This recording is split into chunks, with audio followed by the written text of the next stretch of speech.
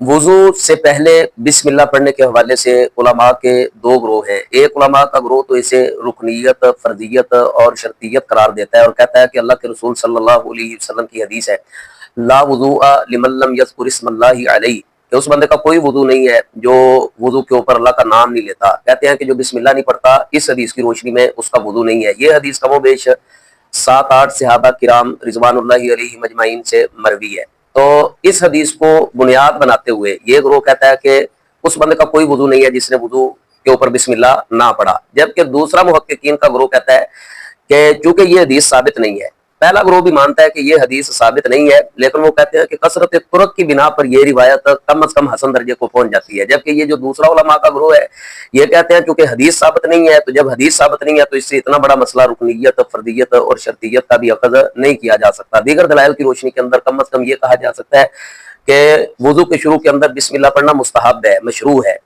اسے فرض، رکن یا شرط قرار نہیں دیا جا سکتا۔ تو یہی موقف زیادہ درست معلوم ہوتا ہے کہ وضو کے شروع کے اندر بسم اللہ پڑھنا مستحب ہے، اور جس بندے نے بسم اللہ نہ پڑھی اس کا وضو انشاءاللہ درست ہے۔ باقی واللہ اعلم بالصواب۔